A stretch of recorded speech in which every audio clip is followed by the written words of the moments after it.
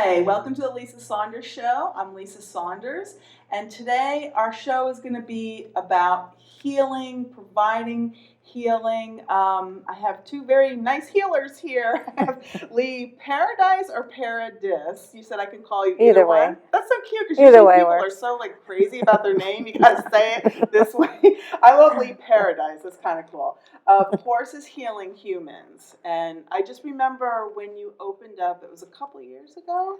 5 years. 5 Yeah. years. Because Yeah. I know that I was still fairly new to Mystic when I moved here 6 years ago. And I think I heard about you or met you at the Arts Festival. And that's where I think that's where I saw you again, was at the Arts Festival. And my mom's going to be so excited to watch this show because she absolutely loves horses, misses them, grew up with them, and I have an actual irrational fear of horses. So then you should come together. What? You should come together. I should. Next time my mom visits me, can we come see you? Absolutely. All right. She would love to do that. She would love wonderful. to see you. She can't really get on a horse anymore. She's got arthritis. But did you say that you have something that's a fake horse that people can ride? we have a wooden horse, and arthritis isn't a complicating factor for riding. Okay. It actually can help. All right. Well, maybe I'll talk her into it. Yeah. Because she does miss riding. And Debra Lynn, you're a singer-songwriter, yes. And I've had you on, I think this is the third or fourth, something like that. You're just a fabulous performer. I love to have you on, and I think it's really cool that you're the former lead singer of the Rolling Stone magazine. I keep calling it Rolling Stones, but it's Rolling Stone magazine band. You were the lead singer for that. How long did you do that? Well, actually, it was the main event of that band was the Christmas party in 1979. Okay. But it was such a big event. In fact, Mick Jagger of the Rolling Stones danced while I sang, which is always fun to tell that story. Well, actually, I've never heard that story. Oh, it's a great story. I mean, there's so many facets to it, but suffice it to say, because it's so veering off the healing stories that we want to tell today. But I like to say that back in those days, I was a bit of a hippie, and I was studying astrology. And I remember tapping Mick on the shoulder and saying, "Hey, Mick, are you into astrology?" Because I was so anxious to tell him how much I knew about it and comparing my chart to his. And he said, "Oh, I hate astrology." And he turned away, and that was it. So that was but at least he danced while I sang. So that was exciting. That is amazing. You've had some major people appreciate your work. Wayne Dyer. Oh, yes. I'm very, very proud of that. And I love in your little video, people can find it on your website.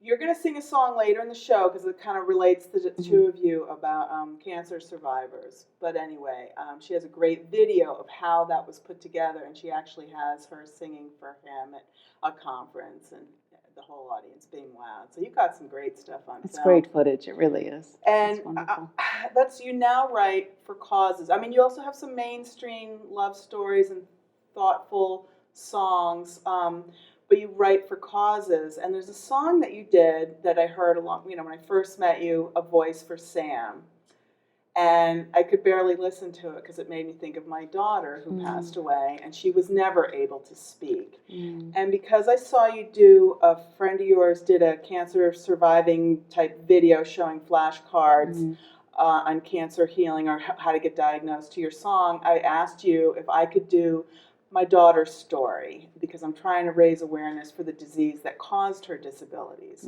which was cytomegalovirus. And so I want to thank you so much that you let me use your song. So Frank is going to show us my daughter's story to Debra's song, "A Voice for Sam," that you wrote for your nephew. My nephew Sam? Right. Yes.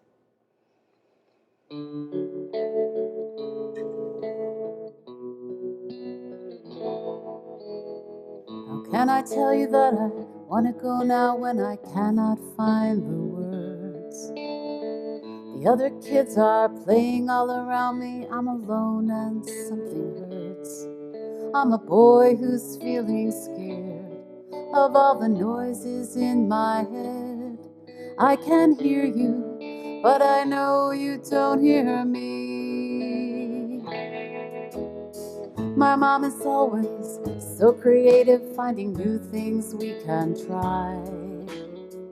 Dad comes home at night with hope and fearful eyes he tries to hide. And my brother's on the run. I No, it can't be too much fun. It's not easy living with a boy like me. There's a voice for Sam and all the others like him. We need to understand it's just who he is. He needs us to find a way in. I know you're trying and I feel all the love, but I still need to ask for more. When you see me spinning and I'm jumping to a rhythm all my own, please be patient as you can and accept me as I am. I'm still changing, so don't give up on me. There's a voice for Sam and so many others like him. Gotta do all that we can. Make sure that it shows. He needs us to know we're there for him. The ways of those like Sam are full of mystery. Let's unlock the gates of silence. Find a way to set these children free. There's a voice for Sam and too many more just like him. Try to understand it's just where he is. He needs us to find a way in. Be a voice for Sam. Be a voice for Sam. Be a voice for Sam. Be a voice for Sam. Be a voice for Sam.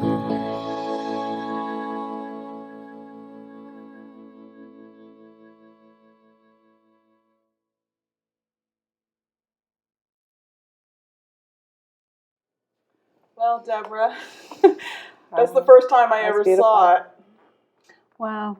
That was beautiful. Your Oh, music just- fit, even though it was a voice for Sam. I feel like it's a voice for all children who can't speak Right.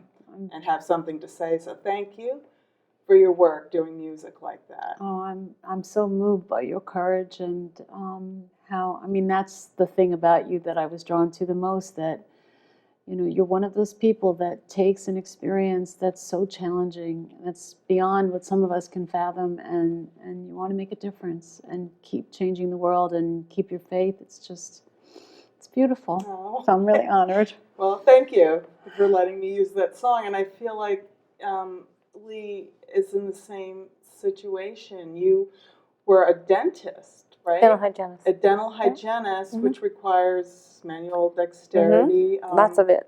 And can you just tell us how you got into what you do in horses, healing humans? A car accident. So I was driving to work one day and early in the morning, and a guy pulled out in front of me.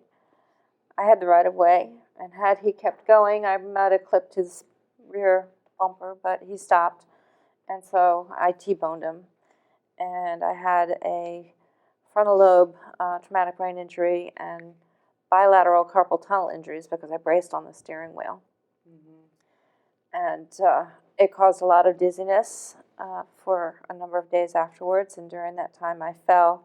I got dizzy, I fell, and hit the back of my head against a stone wall. So I had a secondary TBI.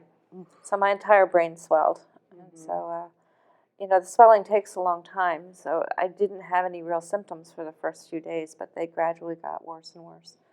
After a couple of weeks, I had almost no use of my hands at all, and it's called what? And carpal tunnel injury. Injury. Yeah. Oh wow. All right. Yeah. You had no use of your hands. Yeah. All right. And I was pretty cognitively impaired. I had a lot of difficulty making any kind of decisions. No memory. Aphasia. I had no words. No words. Okay. The words wouldn't come, and I couldn't. It was right there, but I couldn't recall it. I still have some of that from time to time. So for about a year, I wasn't really able to do much of anything. I sat home. It was hard to answer the phone because the processing delay was so severe that it would take me too long to figure out what to say, if I could even say it. Writing checks was difficult. I couldn't read at all. Just this last year, I was able to start reading again. Wow. Because the comprehension wasn't there. You couldn't read at all? I couldn't all read at that all. time? I could read technical stuff, but I couldn't read fiction Really? because I couldn't follow the storyline. Oh, I'd have to go back and read it again and again and that's again. come back now? I'm able to read again. It's wonderful. That was a thank big part goodness. of my life that, I had kind of lost. Oh, I can't wow. imagine that. And then you. So did you say, what do I do, or how? I said that a lot. Yeah. Therapeutic writing was the only therapy that I ever really was able to participate in. They did a lot of testing, a lot of machines, a lot of tests. Never recommended any kind of therapy at all. It's like, it's just going to take time. So I had been a writer all my life, and I went down to High Hopes in Old Lyme and started working towards my therapeutic writing instructor certification because that required me to use my brain. I had to do technical reading, I had to do some writing, and I just needed to exercise my brain a lot to get those cognitive skills back. And also the balance and the hand strength. When I first got back on a horse, I couldn't stay on without assistance. I needed tennis balls on my reins to be able to hold the reins because I had no grip whatsoever. So I lost my mind and my grip at the same time. Now, So. so you were doing therapeutic writing then, with somebody else doing it with you. And you, I was reading your website, and so this is all a science, or I don't forget what you called it, but you had a fancy name. Equine assisted activities and therapy. Yeah. Wow. See, you can recall that. Okay, so then there's specific training, and this is what helps. Who are you working with? You have all kinds of events. All kinds of people. I mean, all kinds of people with all kinds of programs. Physical, cognitive, and emotional challenges. And why do you think a horse helps? Well, it was interesting because, like I said, I'm afraid of actual horses, but you're talking a lot about just the manual thing and balancing and there's just... Yeah, the motion of the horse, it's a three-dimensional motion of a horse, actually replicates walking. So when the rider is on, especially at the walk, you're stimulating all of those neural pathways. So for somebody with paralysis, for instance, you can start rebuilding some of those damaged nerves, or helping to create better motion in joints, hip rotation and mobility, strength, all that stuff. Wow. So that's interesting. When you get on, you'll find out. Well, do you have a horse for babies, like you know what I mean, Yeah. like a bunny hill? We have a couple. They're called ponies. Oh no, they're the worst. No, They're the oh, worst. they They're are? so Okay. hard. We have a wooden horse called an equicizer. Okay. He doesn't bite or kick. He doesn't cost anything to feed whatsoever. And he loads in the trailer like a dream. But this is a piece of medical equipment, basically, an apparatus that we can use for clients who have a fear of horses or for whatever reason are not able to be mounted on a live horse. They might be over the weight limit. They might be too tall or too heavy for us to be able to adequately support. They may have physical conditions that preclude being on horses. There are some contraindications. So we can still provide some of the same therapy. It's not exactly the same motion, but it's similar. So we have that, and then we have another piece of equipment called a home horse, which is, it looks like, it's a beautiful piece of sculpture. It looks like a saddle on one of those half-round balls, the balance balls. Yes. And that actually provides a whole different type of motion. It's more three-dimensional, like the actual horse is. So we use And there that must for be balancing. something emotional for people like my mother who actually really like horses. Well, that's huge. That's huge. Yeah. Is the Yeah, I was reading your website. Yes, they are not. I mean, I did meet a horse I liked. I have met a few. It's just that I never had them. Well, you need to come meet Hans. Okay. Hans is our little Norwegian fjord. He's a very sleepy guy. Sounds He good. he doesn't put any more energy into things than he must, but he can when he needs to. Mhm. But mostly he just wants to stand and be loved on and sleep and eat. That sounds perfect. Yeah, yeah, he's perfect. As a general rule, the bigger horses are the gentler ones, but they're Okay. intimidating because they're so Well, big. so that's the thing. My problem is probably my grandparents were always sticking me on a pony when I spent my summers there. So I'm little, they stick me on a pony, and I was afraid of it. And then they graduate me to a bigger horse. I don't know. It just, I never got that feeling. But I know a lot of people have Not that all feeling. horses are like ours. Ours No, I are know, I know, like, pretty reliable. Yeah, well, I'm sure you wouldn't have a horse that was. It's a pretty like extensive. a rodeo, It's wild. a very extensive process that they go through before they're accepted into the program. What is that process? Well, the first piece is the phone call, and we screen out about 90% on the first phone call How can you? as inappropriate because Really? they have either age or size or medical history. If they have certain lamenesses, they're just not appropriate. Mm-hmm. They need to be sound. They need to be of a certain size and shape. And we may need different sizes and shapes at different times. So when we're screening, we're looking for something fairly specific as a general rule. They need to have a specific job, or two, be able to do 2 or 3 jobs. So they may work in the mounted program. They might do carriage driving. They might do psychotherapy. We might How does choose the them horse just give to you work with psychotherapy? our veterans. Mm-hmm. The horses. That's the whole emotional thing. Right. So there's a deep connection. The horse and human interaction is a very deep connection as a usually. Well, could you talk a little bit about what we were talking before? I was really interested. We didn't get to get into it more. The when you work with cancer survivors, because that's something that we have in common. Yeah. So how is this equine therapy particularly effective for cancer survivors, or how does it apply? It's a very particular protocol that we use, and we do use the equicizer to get them started with that, because there are certain positions and postures and movements that we're going to use with a cancer survivor. Mm-hmm. And the whole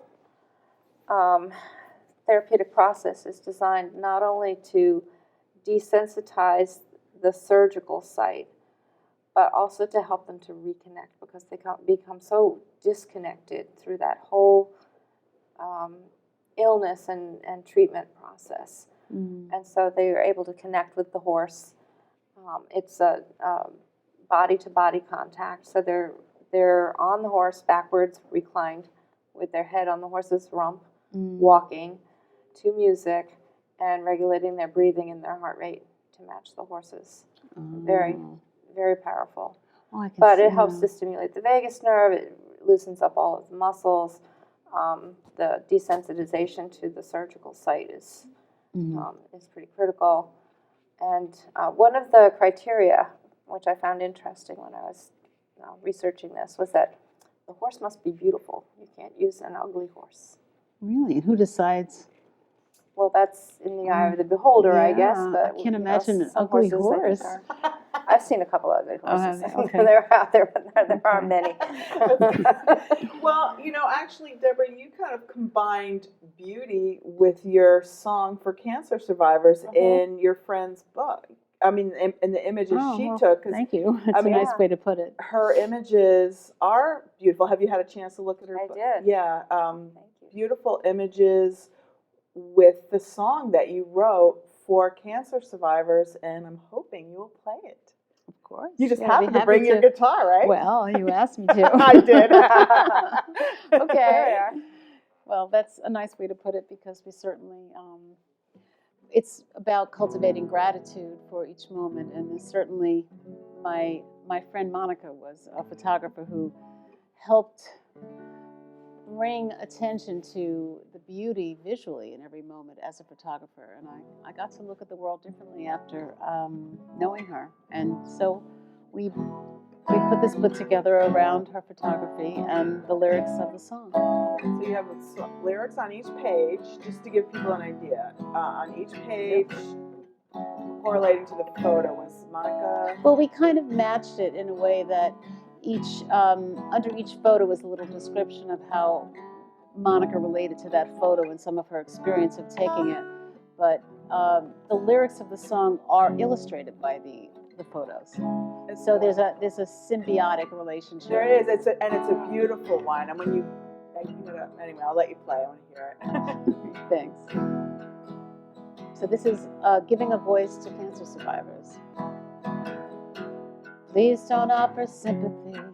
It's hard for me to hear how you feel sorry.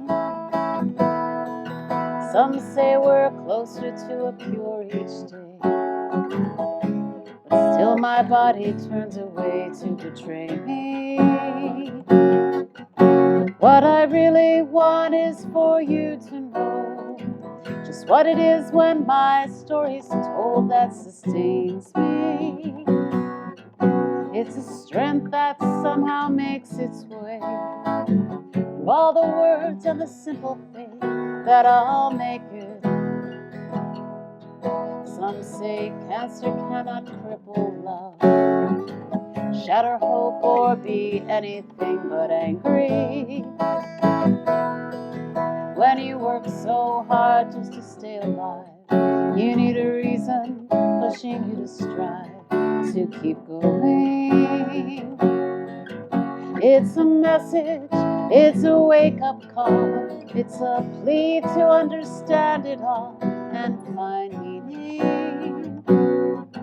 For the scary roller coaster ride and the hope that never leaves my side for long. In each moment we're alive, with every chance we let slip by. There's something to remind us why we're here. In each moment we're alive, in what it takes to have survived. The beauty of our presence is so clear. Counting off my milestones, count on friends and loved ones to stick by me. I'll keep holding on to miracles, better still the strength of will to beat this. I can't believe I went through all this pain to say that it's been all in vain. It's changed me. Now I spread the word of what I know, what it means to take it slow and be grateful. For each moment we're alive, for every breath with every sigh, how the world will be so different from now on. In each moment we're alive, I want to feel my heart's desire, toss caution to the wind and reach beyond.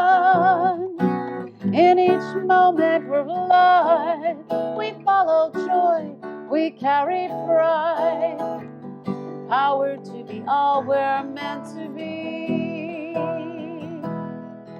In each moment we're alive, from everything that can inspire. Trust that life will give us what we need. In each moment we're alive.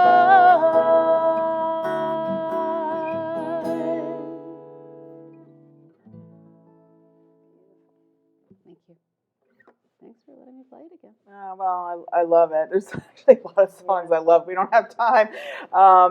But that's just very moving. Is that one of the ones that moves you? I don't know. This is your most recent For a Cause song, isn't it? Or have you written something after No, this? I think, actually, no, I think, I'm trying to remember the sequence now, but I think I might have written Habitat for Humanity song after that, Decent Shelter, because I was volunteering at a restore.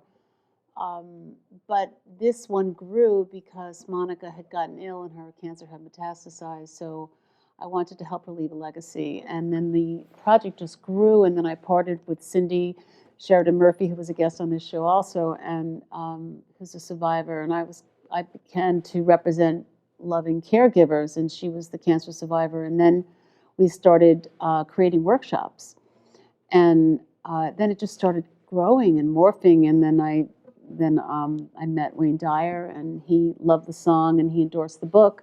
So it just grew, and now I'm trying to publicize the book. And Breast Cancer Awareness Month is coming up, the season where there's lots of Relate for Life events, and it's just a good time to try to get the book out there as much as possible, to cultivate gratitude and support research.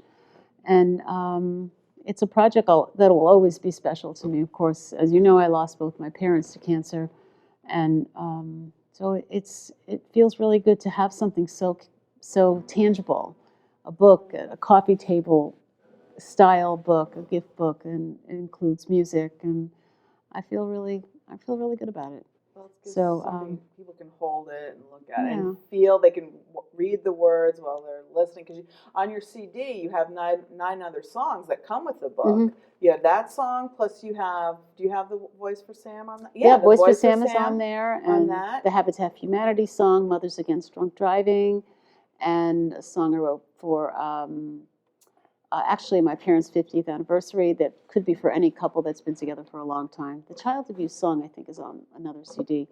I re-recorded a certain number of them just to have, some people had suggested I archive a lot of the Cause songs. Okay, now So- we have 2 minutes left, and I want to spend this time. Both of you have events coming up related to cancer survivors or other things, but you have a minute each. Tell me what you have.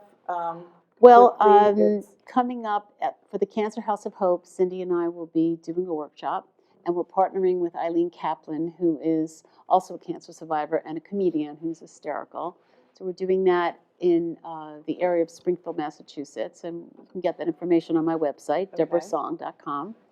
And that's September 24th. The last Saturday in October, we were just invited to do another event for breast cancer awareness in East Haven, in a beautiful waterfront spot. That's, I can't think of the name of it at the moment. That's also It's on the going to be on my website. website. All right, and well, we want to get to you before we run out. So Yeah, we have a couple things coming up too. We have our open house, our fall open house is next Saturday, the 10th, from 3 to 5. We're doing a horse show 10th of September. of September. The week after that, we are working with the Assisi Institute and doing a conference on trauma of various types. We'll probably do a demo on how we work with cancer survivors at that.